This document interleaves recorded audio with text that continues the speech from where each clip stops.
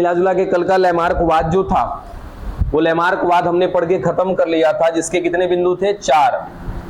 4 में से 3 बिंदु कथन के रूप में थे और चौथा बिंदु जो था वो इन्हीं तीनों को मिला करके था कि सर यदि किसी जीव में आंतरिक जीवनप्रद बल मिल रहा है, उसका आकार बढ़ेगा, कुल मिला जुला के उसमें क्या आएगा?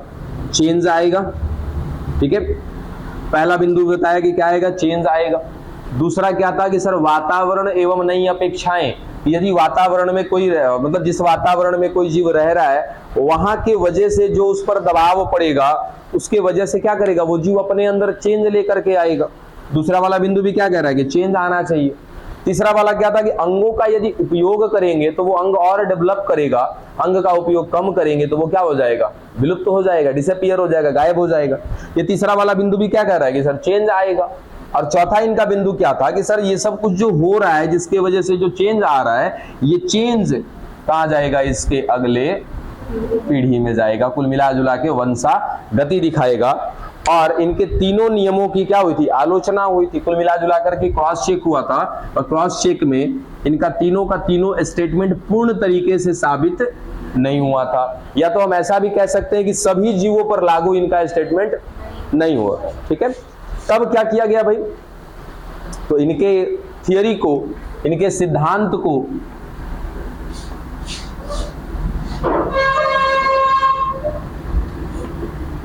क्या करना भाई? गलत तो कह दिया कि गलत है, लेकिन साबित तो करना पड़ेगा ना कि गलत है। ये तो हमने बस एक अपना भी परिकल्पना दे दिया, उसके साथ साबित करना पड़ेगा कि चलो गलत है। और गलत है तो उसकी वजह से फिर ये भी बताना पड़ेगा कि सही क्या है। बस समझे? इनके स्टेटमेंट को अगर एक तरफ हम गलत कह रहे हैं तो ये भी बताना पड़ेगा ना कि फिर सही बात क्या है। ठीक है, आखिर वंशागति होगी कि नहीं होगी, होगी तो क्यों होगी, या नहीं होगी तो काहे नहीं होगी। ये सब कुछ की कहानी बताने के लिए आ रहे एक नए वैज्ञानिक जिनका नाम है विज़मान। ठीक है, या हो सकता है कि ये नाम आपके बुक में कुछ ऐसा हो, विज़मैन लिखा हो। ठीक है, तो देख लीजिएगा, इंग्लिश में विज़मान पढ़ देता है हम लोग और हिंदी कर कन्वर्जन करेंगे उसका तो विज़मैन हो जाता है। ठीक है, अब इन्होंने क्या किया था? बहुत ही सिंपल तरीका अपनाया था इन्होंने लिया चूहा और किसके मुताबिक काम कर रहे थे? लैमार्क के हिसाब से। लैमार्क ने क्या कहा? यदि परिवर्तन लाएंगे, यदि कोई परिवर्तन हम ला रहे हैं तो वो परिवर्तन कहां जाएगा? अगले पीढ़ी में जाएगा। अब वो परिवर्तन किसी भी वजह से आ सकता है। इन्होंने 3 बिंदु बता दिए थे कि सर एक फोर्स मिल रहा है अंदर, वो आकार को बढ़ा रहा है, ये भी क्या एक चेंज है। जिस क्लाइमेट में वो रह रहा है, जिन इन्वायरमेंट में रह रहा है, वहां से भी क्या पड़ रहा है? उसके ऊपर प्रेशर पड़ रहा है, दबाव पड़ रहा है, तो भी चेंज लेकर के आ रहा है अपने अंदर कोई भी जीव। उसके साथ साथ अंगों के उपयोग और अनुपयोग से भी क्या आ रहे हैं? उसके अंदर चेंज आ रहे हैं। वो सारे चेंज क्या है?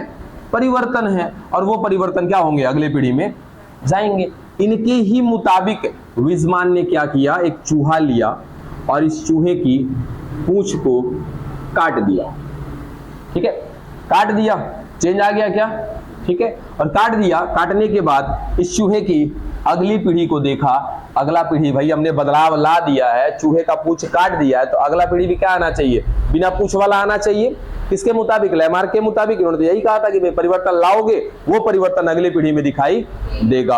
अब वही चीज को ये साबित करना चाहते थे कि नहीं भाई साहब आप क्या है? गलत है, जो आपने कहा है वो गलत है। चूहा लिया, पूंछ काटा, देखा अगली पीढ़ी में जो अगला पीढ़ी आया चूहे का वो क्या आया? पूंछ वाला आया। फिर उसको क्या किए? फिर काटे, फिर अगले पीढ़ी को देखा, पूंछ आ गया। ऐसे करते करते चूहे की 22 पीढ़ियों तक पूंछ काटते रहे। याद रखिएगा, 22 पीढ़ी तक। 22 पीढ़ी तक काटने के बाद भी चूहे के पूंछ में कोई परिवर्तन नहीं आया। हर बार अगली पीढ़ी में पूंछ आ ही जाता था। इसी बात को लेकर के इन्होंने लैमार्क साहब से कहा कि भाई साहब आपका स्टेटमेंट पूरा का पूरा गड़बड़ है। आपका स्टेटमेंट लागू होता है लेकिन हर जगह पे लागू नहीं होता है। सबका हो जाए तब ना। चलिए अब देखिए, यहां से ये तो साबित हो गया कि भाई लैमार्क साहब ने जो भी बताया वो कहीं ना कहीं क्या है? गलत है। इनका नियम हर जगह पे लागू नहीं हो रहा है। फिर विज़मान से पूछा गया भाई तब आप ही बताइए सही बात क्या है, क्योंकि लैमार्क साहब का थियरी तो सही लग रहा है, वंशागति दिख रही है। ठीक है, अब वो दिख रही है तो कैसे दिख रही है? आपके हिसाब से तो गलत हो गया। तब इन्होंने एक अपना सिद्धांत दिया जिसको कहते हैं हम लोग जनन द्रव्य की निरंतरता का सिद्धांत। और ये सिद्धांत, ये थियरी किसका था? विज़मान का। थियरी ऑफ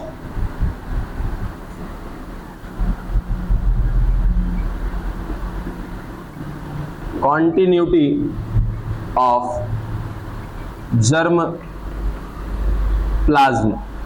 ठीक है, तो ये थियरी किसका था कि जनन द्रव्य की निरंतरता का सिद्धांत विज़मान का। अब ये है क्या इस सिद्धांत में?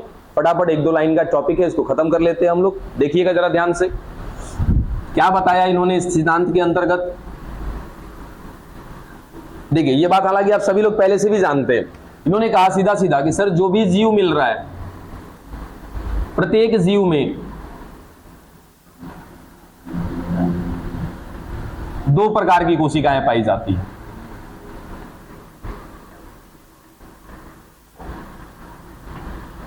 पहली कोशिका, इसको हमने नाम दे दिया क्या? जनन कोशिका, जेनरेटिव सेल।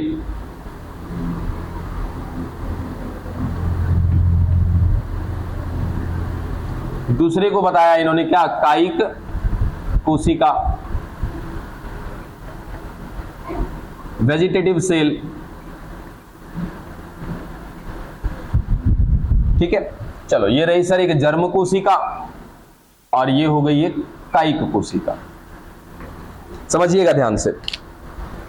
और जर्म कोशिका के तौर पे हम इसको इस तरीके से ना बना के सीधा सीधा बना देते, कुछ ऐसा, एक बार में पकड़ में आ जाएगा। समझ में आ रहा है सर? क्या है ये? शुक्राणु है, स्पर्म है।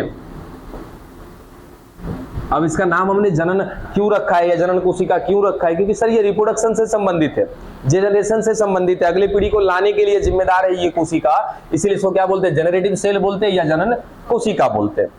इसके अंदर गुणसूत्रों की संख्या कितनी होगी? कितनी होगी? इस कायिक कोशिका का मतलब क्या होता है कि सर हमारे अंदर इन कोशिका को छोड़ करके शेष जितनी भी रेस्ट सेल बचे हमारे पास, वो सारे के सारे क्या कहलाते हैं? कायिक कोशिका। अगर मैं अपनी बात करूं तो मेरे अंदर गैमेट को छोड़ करके मेरे बॉडी में मिलने वाला ईच एंड एवरी सेल क्या कहलाएगा? वेजिटेटिव सेल, कायिक कोशिका कहलाएगा। कायिक कोशिका किसके लिए कार्य करता है? वृद्धि के लिए। यानी कि कायिक कोशिका का काम होता है केवल आपके बॉडी में ग्रोथ कराना, वृद्धि कराना। इस जेनरेटिव सेल का काम क्या होता है? जन्म देना अगली पीढ़ी को। ठीक है, अब सुनना कि सर वो द्रव्य जो किसमें मिल रहा है? वेजिटेटिव सेल में मिल रहा है, ऐसे द्रव्य को क्या बोलेंगे? कायिक द्रव्य बोलेंगे। या सीधा सीधा जिसको हम पहले से जानते हैं किस नाम से? प्रोटोप्लाज्म। नाम याद है? प्रोटोप्लाज्म, जिसको जीव द्रव्य कहते हैं हिंदी में हम लोग। कायिक द्रव्य कह लो या तो जीव द्रव्य कह लो। और यहां पे जो इस शुक्राणु के अंदर जो मिल रहा है, इसको क्या बोलेंगे हम लोग? जनन द्रव्य। देखो कहीं पे आया ना कि देखो जनन द्रव्य की निरंतरता का सिद्धांत, इसको क्या बोलेंगे? Germ plasm. लिख रखा है यहां पे, देख लीजिएगा। ठीक है, अब इससे पहले एक और नाम आएगा। इस शुक्राणु को बनाने वाला कौन है? पीजीसी। याद है क्या किसी को? पीजीसी, प्राथमिक जर्म कोशिका। याद आया? ठीक है, अब किससे पूछे? पीजीसी में गुणसूत्रों की संख्या कितनी होगी? पीजीसी में गुणसूत्र की संख्या कितनी होगी? 46। बैठिए, सही है ना? प्राथमिक जर्म कोशिका कैसी होती है? द्विगुणित होती है। एक मादा के अंदर भी मिल जाएगी और एक नर के अंदर भी, फीमेल और मेल दोनों के जगह पे क्या मिलेगा? पीजीसी। अब पीजीसी कौन होगा? तो सर मेल में जो स्पर्म बनने का काम होता है वो कहां पे होता है? टेस्टिस में होता है। टेस्टिस के अंदर क्या मिलते हैं? शुक्रजनक नलिकाएं मिलती है। वहां पे बहुत सारा सब कुछ पढ़ा रखा है कि क्या ऊपर ट्यूनिका प्रोप्रिया है, फिर कौन नीचे था? जनन उपकला, जर्मिनल एपिथेलियम। वहां पे जो कोशिकाएं थी वो क्या नाम था उनका?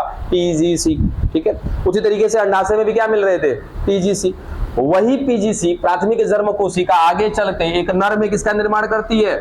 शुक्राणु का। और एक मादा में बात करेंगे तो किसका करेगी? अंडाणु का। तो शुक्राणु और अंडाणु को छोड़ करके बाकी सारी कोशिका क्या कहलाएंगी? कायिक कोशिका। उसके अंदर मिलने वाला जो द्रव्य होगा वो क्या कहलाएगा? कायिक द्रव्य या जीव द्रव्य। इसके इन कोशिकाओं को या तो मैं पीजीसी को कहूं, या तो शुक्राणु, या तो अंडाणु को क्या कहलाएंगे? ये जनन कोशिका। इनके अंदर मिलने वाला जो द्रव्य होगा वो क्या होगा? जनन द्रव्य, जर्म प्लाज्मा। इनका काम है वृद्धि कराना, इनका काम है जनन कराना। सीधा सीधा बिजमान ने एक ही बात बोला कि सर जो आप चेंज की बात कर रहे हैं ना, वाकई में चेंज तो आएगा, लेकिन कब? जब ये चेंज कहां पर आए? जनन कोशिका में आए, जेनरेटिव सेल में आए। आपने कहा कि जो चेंज आ रहा है, ठीक है, माना हमने चेंज आ रहा है, फिर दोबारा आपने क्या बोला कि वो चेंज अगले पीढ़ी में जाएगा। अगले पीढ़ी में तब जाएगा कि जब वो चेंज कहां पर आएगा? जनन कोशिका में आएगा, तब वो चेंज कहीं ना कहीं अगले पीढ़ी में जाएगा। इधर कोई चेंज आएगा ना तो ये अगले पीढ़ी में कभी भी नहीं जाएगा, क्योंकि इनका काम सर वृद्धि कराना है। ये केवल ये कोशिकाएं मेरे शरीर तक ही सीमित है ना, और ये कोशिकाएं क्या करेंगी सर? आगे चल करके नए बच्चे को जन्म देने वाली है। तो जन्म देने का काम इनका है। अगले वाला शरीर को ये बनाएंगे तो इनमें कोई चेंज आएगा तब ना वहां पे कोई चेंज आएगा। ये तो हमारे शरीर में ही रह जाएगा। तो जब इसका कोई काम ही नहीं है बच्चे को लाना या अगले पीढ़ी को लाना, इसमें कितनों चेंज कर लीजिए अगले पीढ़ी में जाएगा नहीं। इस बात से साबित हुआ कि कैसे वंशागति दिखाई जाती है। बस समझे? तो आप एक तरीके से कह सकते हैं कि ये क्या है? नव लैमार्कवाद है। नव लैमार्कवाद, जिसको कहते हैं नियो लैमार्किज्म।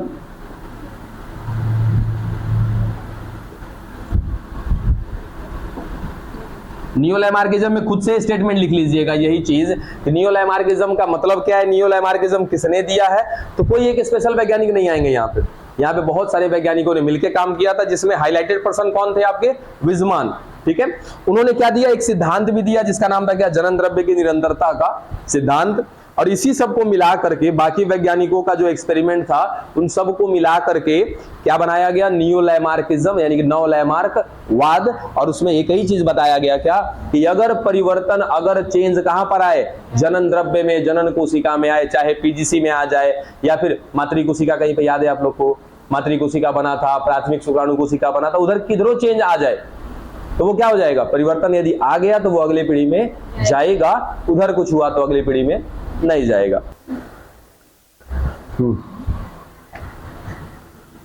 ये वर्ड कौन सा वर्ड? नियोलैमार्किज्म। ये शब्द दिया था पैकार्ड ने।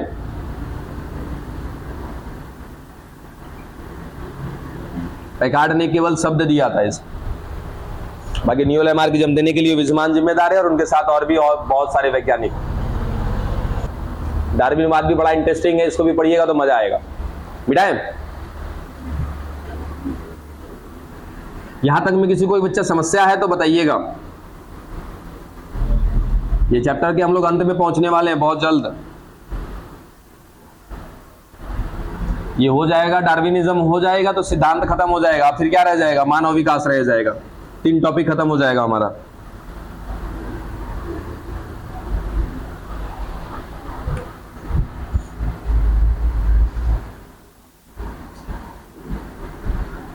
डार्विनवाद, डार्विनिज्म।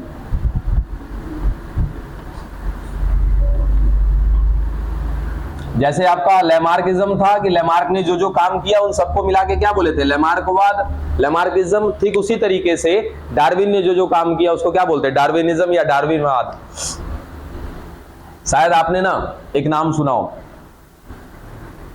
ये 10th में है पढ़ने के लिए थोड़ा सा, प्राकृतिक चयन, इसको बोलते हैं नेचुरल सिलेक्शन।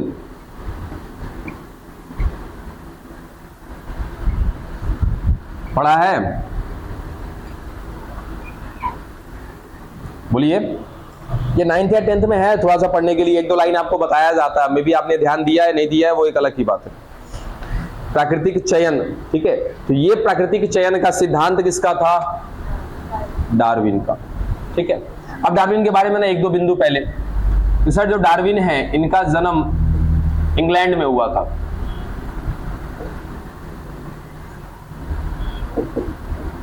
कब हुआ था?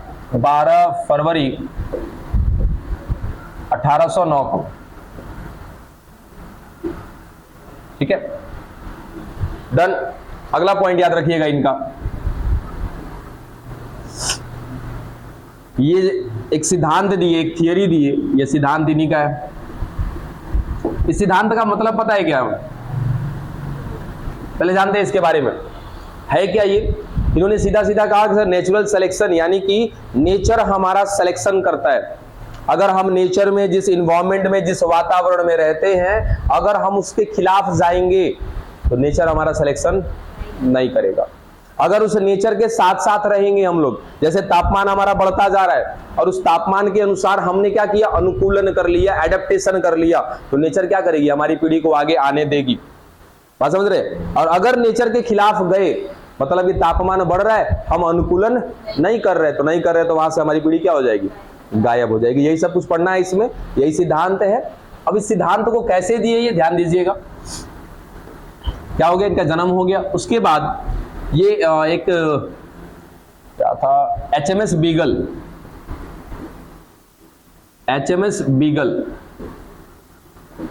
ये इनके जहाज का नाम है। जिस जहाज को लेकर के ये सिद्धांत दिए, बाद में पहले घूमे बहुत ज्यादा, ठीक है। अब जिस जहाज से घूम रहे थे उसका नाम था HMS बीगल, और वो जहाज को लेके उड़े थे कब, LMS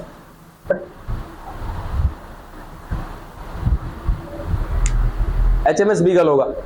LMS कहां से तुमको दिख गया?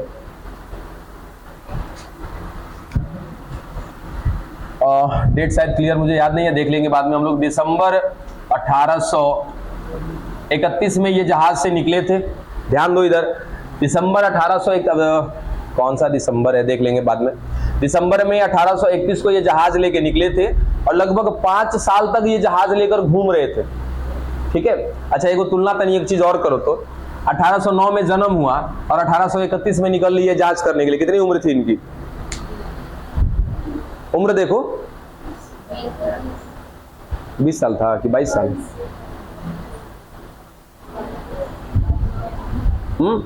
तो जो 22 साल की उम्र में खोज करने निकल गए, ऐसा होता है सब वैज्ञानिक, गलती से तो लोग कभी कभी मान लेता है। चलो, अब लगभग 5 साल तक ये घूमे और घूमने के बाद लौट के कब आए, तो अक्टूबर में आए थे, वो भी डेट मुझे याद नहीं है, देखेंगे बाद में। 1836 में हो गया 5 साल ना।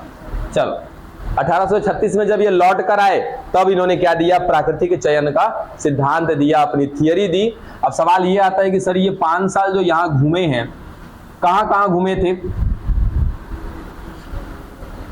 देखिए कहां कहां घूमे थे। दक्षिण अमेरिका,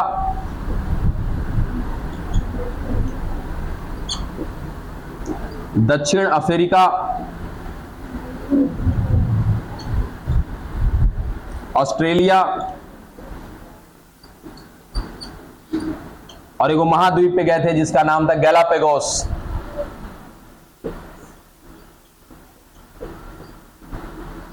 गैलापागोस महाद्वीप, ये 4 जगह पे घूमे और घूमने के बाद इन्होंने अपना स्टेटमेंट दिया, बोला प्राकृतिक चयन नाम का भी कोई चीज है, ठीक है। अब जैसे हमने लैमार्किज्म में कितने मुख्य बिंदु देखे थे, 4, यहां पर मिलेंगे हमें 5, ठीक है। एक एक करके देखेंगे। अच्छा, एक चीज और, अल्फ्रेड रसल वालिस, ये नेचुरल सिलेक्शन का जो आइडिया था ना, वो आइडिया इनका था ही नहीं। नेचुरल सिलेक्शन को देखने वाले, सबसे पहले समझने वाले एक दूसरे वैज्ञानिक थे जिनका नाम था अल्फ्रेड रसल वालिस। यहां लिख देते हैं, अल्फ्रेड रसल वालिस, इनका आइडिया था। इन्होंने डार्विन साहब को बताया कि भाई देखो ऐसा ऐसा बात है, हमने नोटिस किया है। जैसे ही इनको सूचना मिला कि तुरंत निकल गए खोज करने, थोड़ा सा चोरी किए थे ही मान लो, ऐसा कह सकते हैं। हालांकि लेकिन फिर भी ये नेचुरल सिलेक्शन जब हुआ, मतलब ये जब थियरी आया, तो दोनों का नाम आता है इसमें, डार्विन साहब का भी नाम आता है और अल्फ्रेड रसल वालिस का भी नाम आता है। लेकिन मुख्य रूप से किसका नाम आता है, डार्विन का। रीजन क्या कि डार्विन ने सबसे ज्यादा, ऐसा कह सकते हो कि इस डार्विन ने क्या किया था कि इस थियरी को बहुत ज्यादा डिटेल में बताया था। इसी कारण से इस थियरी से रिलेटेड जो नाम आता है वैज्ञानिक का, वो किसका नाम आता है? डार्विन का। हालांकि ये आइडिया किसका था? अल्फ्रेड रसल वालेस का था। और उन्होंने भी काम किया था, ऐसा नहीं है, उन्होंने भी काम किया था, दोनों ने मिलकर के सिद्धांत दिया था। सिद्धांत दे दिया एक बार, लेकिन एक बार सिद्धांत देने से नहीं होता ना, उसमें बहुत सारे संशोधन होते हैं, बहुत सारी चीजों को बाद में भी जोड़ा जाता है और भी डिटेल्स बताया जाता है। तो वो सारा डिटेल किसने दिया था? डार्विन ने। इस वजह से इसको डार्विनिज्म के नाम से हम लोग जानते हैं। जबकि बैकग्राउंड में याद रखिएगा, ये आइडिया किसका था? अल्फ्रेड रसल वालेस का।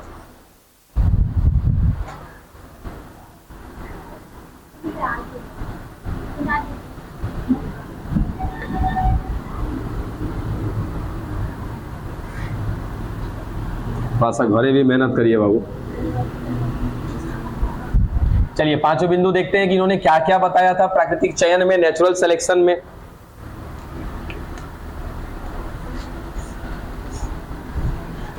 देखिए सबसे पहला, अत्यधिक प्रजनन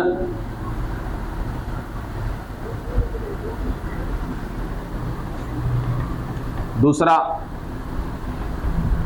उत्तरजीविता के लिए संघर्ष,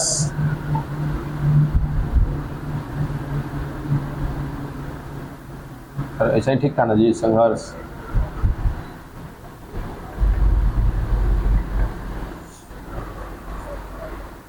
ठीक है ना? इस पे है ओवर रिप्रोडक्शन,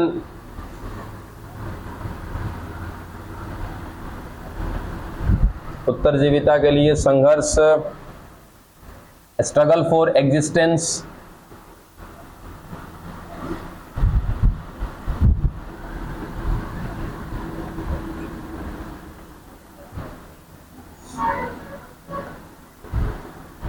अगला प्राकृतिक चयन, इसको बोलते हैं क्या? Natural selection.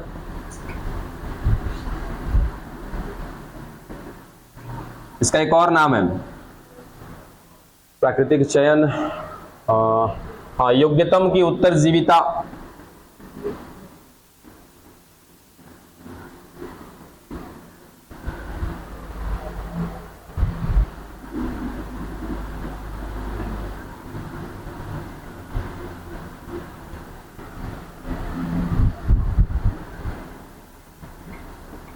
Survival of fittest,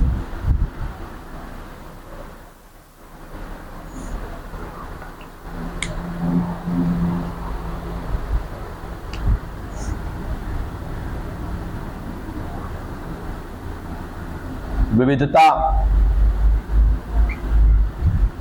और वंशागति,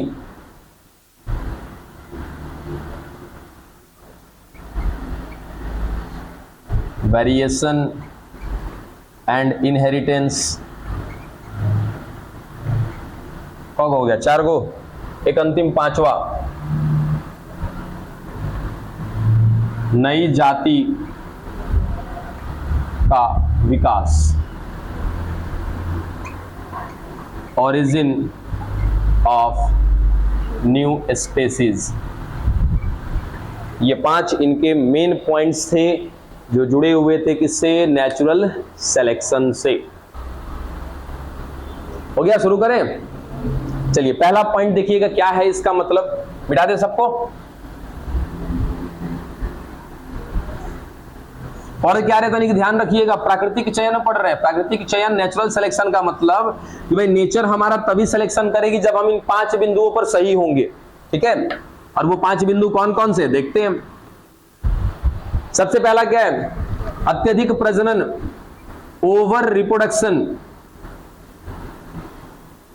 तो डार्विन के हिसाब से, डार्विन ने कहा कि सर यदि अपने आप को, अपनी जाति को बनाए रखना है ना, तो क्या करना होगा? ज्यादा से ज्यादा क्या करना है भाई? प्रजनन करना है, रिप्रोडक्शन करना है। जितना ज्यादा रिप्रोडक्शन करेंगे हमारी जाति उतनी बरकरार रहेगी। बात समझ में आ रहा है कि अगर कुत्ते की जाति को बचा के रखना है तो क्या करना पड़ेगा, कुत्ते का रिप्रोडक्शन बहुत ज्यादा होना चाहिए, तब जाकर के उनकी जाति क्या रहेगी, बनी रहेगी पृथ्वी पर। मनुष्य की जाति अगर बनाए रखना है, मेंटेन रखना है कि नहीं, लंबे समय तक मनुष्य यहाँ पर दिखे हमें, तो क्या करना पड़ेगा, मनुष्य को ज्यादा से ज्यादा प्रजनन करना पड़ेगा, ज्यादा से ज्यादा रिप्रोडक्शन करना पड़ेगा। अब बताइए क्या सही है? अच्छा देखो, दिमाग काम करेगा। जैसे इसका ले लें, फंजाई सभी लोग समझते हैं, फंगस, इसको हम क्या बोलते हैं, कवक। हालांकि ये सब पर लागू होगा, ऐसा नहीं है। अब ऐसा इसलिए लिया क्योंकि मुझे कुछ कंडीशन बताने हैं। अब कितने लोग एडेप्टिव कंडीशन और नॉन एडेप्टिव कंडीशन समझते हो?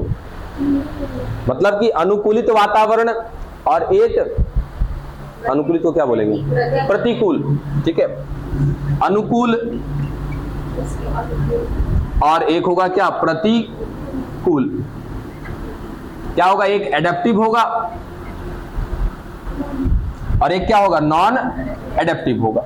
अब अनुकूल और प्रतिकूल का मतलब क्या होता है कि जैसे अभी इस क्लासरूम में बैठे हैं हम लोग, सब कुछ ठीक है, कोई दिक्कत नहीं है, क्या कहलाएगा सर, अनुकूल कहलाएगा, ठीक है। अब यही क्लासरूम को उठा के धूप में लेके चले जाए, क्या हो जाएगा, वो सर प्रतिकूल हो जाएगा, वो कंडीशन हमारे लिए सही नहीं है, ठीक है। अभी गर्मी का मौसम है, नॉर्मली हम एक शर्ट का इस्तेमाल कर रहे हैं, अब वही अगर कोई जैकेट पहन ले तो सर प्रतिकूल परिस्थिति हो जाएगा। खाने पीने को समय से सब कुछ मिल रहा है, क्या है, अनुकूल है, 10 दिन पे एक बार मिले, वो क्या हो जाएगा, प्रतिकूल हो जाएगा। बात समझ में आ गया? तो जो चीज हमारे लिए सही है वो क्या कहलाएगा, एडेप्टिव कहलाएगा, अनुकूल कहलाएगा, जो सही नहीं है वो क्या कहलाएगा, प्रतिकूल कहलाएगा, ठीक है। अब इन्होंने क्या बोल दिया कि भाई समस्त जीवों को, जिसको अपना अस्तित्व बचा के रखना है, जिसको अपनी जाति प्रजाति बचा के रखनी है, जिसको अगली पीढ़ी दिखनी चाहिए, बेहतर दिखनी चाहिए, उसको क्या करना पड़ेगा, रिप्रोडक्शन करना पड़ेगा, ज्यादा से ज्यादा प्रजनन करे, ज्यादा से ज्यादा संख्या बढ़ाए, उसकी प्रजाति बनी रहेगी। लेकिन इनका नियम हर जगह पे लागू नहीं हुआ। कैसे नहीं हुआ, देखिए। तब बाकी कुछ लोगों ने कहा कि भाई साहब ऐसा बताइए कि चलिए आपके हिसाब से तो ये तो केवल आपने अनुकूल परिस्थिति की बात कर दी, भाई कौन प्रजनन करेगा, जो अनुकूल होगा, जो एडेप्टिव होगा वही ना ज्यादा से ज्यादा प्रजनन कर पाएगा जी। और जो प्रतिकूल परिस्थिति में होगा वो अपना जाति कैसे बचाएगा? दिमाग काम कर रहा है। जैसे ये फंजाई कैसे होते हैं सर, सेप्रोट्रॉप्स होते हैं, याद है क्या किसी को? सेप्रोट्रॉप्स माने मृतोपजीवी, ठीक है। मृतोपजीवी कहने का मतलब कि सर एक ऐसा जीव, एक ऐसा ऑर्गेनिज्म जो डेड एंड डिकेइंग मैटर से, यानी कि सड़े गले और मृत पदार्थों से अपना पोषण प्राप्त करता है, उसको क्या बोलते हैं, मृतोपजीवी, सेप्रोट्रॉप्स बोलते हैं, ठीक है। अब कवक, नॉर्मली हम सब कवक ऐसा जानते हैं, ये वाला कवक जानते हैं हम लोग, ठीक है, होते ऐसे ही है, मशरूम, ठीक है। अब ये कहां पर उगेगा, कि जहां पर सड़ा गला पदार्थ होगा, जहां पे कचरा होगा, वहां पर ये ज्यादा तेजी से वृद्धि करेगा, ज्यादा रिप्रोडक्शन करेगा। इसको ले आते हैं तो हम बढ़िया से ना सुंदर सुंदर गमला में सजा देते हैं, इस ससुरा रिप्रोडक्शन नहीं करेगा बढ़िया से, बस समझे, रिप्रोडक्शन नहीं कर पाएगा क्योंकि क्या है, ये सड़ा गला पदार्थ से पोषण लेता है। इसके लिए हमने क्या कर दिया, प्रतिकूल परिस्थिति ला दिया। क्या ये रिप्रोडक्शन कर पाएगा, क्या अपनी जनसंख्या बचा पाएगा? बात समझ में आया? इन्होंने पहला नियम दिया, पहला नियम का आलोचना हो गया, मिटा दें। चलिए पहला नियम दिखा, पहला नियम में कुछ कमी भी हमने देख लिया।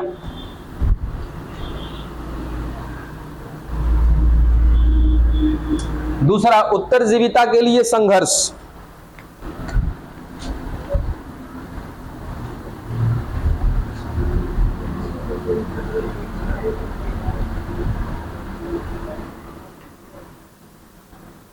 जरा देखो स्टेटमेंट का मतलब समझ में आ रहा है, उत्तरजीविता के लिए संघर्ष, स्ट्रगल फॉर एग्जिस्टेंस। इसका मतलब, अरे फील करो, शब्द को देखो तो सही। उत्तरजीविता मतलब अच्छा जीवन नहीं होता है। उत्तरजीविता का मतलब क्या होता है, स्ट्रगल फॉर एग्जिस्टेंस। अगर मुझे यहाँ रहना है, इस धरती पे रहना है, जहां पर हम हैं, इस वातावरण में रहना है, तो क्या करना पड़ेगा सर, स्ट्रगल करना पड़ेगा, संघर्ष करना पड़ेगा, लड़ना पड़ेगा। हाँ, क्या करना, एडजस्ट। तो जाहिर सी बात है, लड़ाई कर रहे तो क्या कर रहे हैं, एडजस्ट ही कर रहे हैं ना, ठीक है। वही चीज, उत्तरजीविता के लिए संघर्ष करना पड़ेगा हमें। अगर यहाँ पे रहना है, लड़ना पड़ेगा, आए दिन किसी ना किसी से लड़ना पड़ेगा। लड़ना पड़ेगा मतलब वो मारपीट वाला लड़ाई नहीं, ठीक है। हम रोज क्या कर रहे हैं, देखते हो बहुत सारा ये आता है ना, कोट्स आता है जिसमें आपको मोटिवेट किया जाता है, उसमें ये शब्द का मतलब क्या है, संघर्ष। मेहनत करना है, परिश्रम करना है, जूझना है, तब जाकर के हम सही सही यहाँ पे रह पाएंगे, अपना जीवन यहाँ पे बचा पाएंगे। अब ये जो लड़ाई है, ये जो संघर्ष है, ये दो तीन तरह का संघर्ष है, यानी कि हम दो तीन जगह पे लड़ाई करते हैं। सबसे पहला अंतराजातीय संघर्ष, अंतराजातीय को बोलते हैं इंट्रा स्पेसीज। दूसरा स्ट्रगल लगा दीजिएगा लास्ट में, अंतराजातीय संघर्ष, इंट्रा स्पेसीज स्ट्रगल। दूसरा है अंतर जातीय संघर्ष, और तीसरा है अंतर को क्या बोलते हैं, इंटर स्पेसीज स्ट्रगल, और तीसरा वातावरणीय संघर्ष।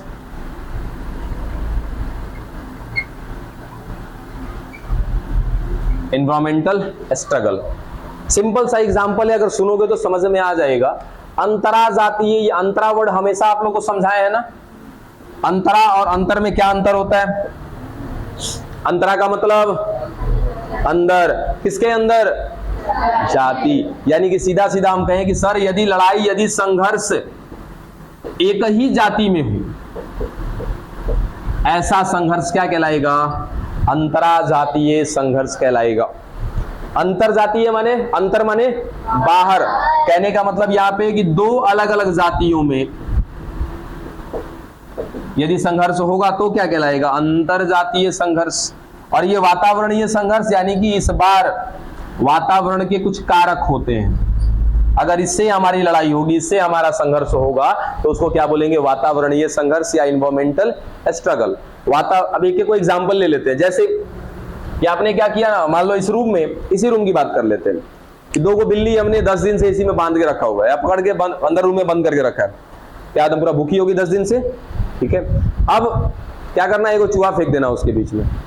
क्या वो दोनों लड़ पड़ेंगे क्या? सोचो, फील करो इस लाइन को। सर उत्तरजीविता के लिए संघर्ष करना है, अपने जीवन को बचाना है, उसके लिए लड़ाई करना है। और ये लड़ाई 3 तरह की है। एक ऐसी लड़ाई जो हम अपने आपस की जाति में ही लड़ रहे हैं, ठीक है, 2 बिल्लियां थी, भूखी थी, अब वहां पे खाने पीने का कुछ डाल दिया, वो दोनों आपस में ही लड़ जाएंगे, क्योंकि जो खाएगा वही जिंदा रहेगा। तो क्या वो लड़ रहे हैं? एक ही जाति में लड़ाई कर रहे हैं, क्या कहलाएगा? अंतराजातीय संघर्ष। खत्म। दूसरा, मान लिया जाए कि सर यहाँ पर एक बंदर है, एक मनुष्य है, दोनों को रखा है यहीं पे, दोनों को 8-10 दिन से भूखा रखा है, अब बीच में 1 दर्जन केला फेंक दो। अब देखो लड़ाई तो हो जानी है, मनुष्य लड़ पड़ेगा बंदर से, बंदर भी लड़ पड़ेगा मनुष्य से, क्योंकि भाई उसको भी अपना जीवन बचाना है। ये क्या कहलाएगा? 2 अलग अलग जातियों के बीच में लड़ाई हो रहा है, क्या कहेंगे इसको? अंतर जातीय। ये क्या है सर? वातावरणीय संघर्ष है, यानी कि वातावरण में, हमारे एनवायरमेंट में बहुत सारे कारक हैं। जैसे तापमान क्या है? एक कारक है। गर्मी का मौसम आ गया, सीधा सीधा सर गर्मी का मौसम है, ठंड का मौसम है, ठीक है। उसके बाद बाढ़, भूकंप, है ना, तूफान, वर्षा, मतलब कि जितने भी फैक्टर हैं जो हमारे वातावरण से संबंधित है, क्या हम इससे भी जूझते हैं क्या? बिल्कुल जूझते हैं। तो ऐसा संघर्ष, ऐसा लड़ाई क्या कहलाएगा? हमारा वातावरणीय संघर्ष, एनवायरमेंटल स्ट्रगल। तो भाई साहब जो इन तीनों से लड़ेगा वही क्या करेगा? आगे बढ़ेगा। 2 बिंदु खत्म हुए, बाकी रह गए 3, उसको खत्म करेंगे कल।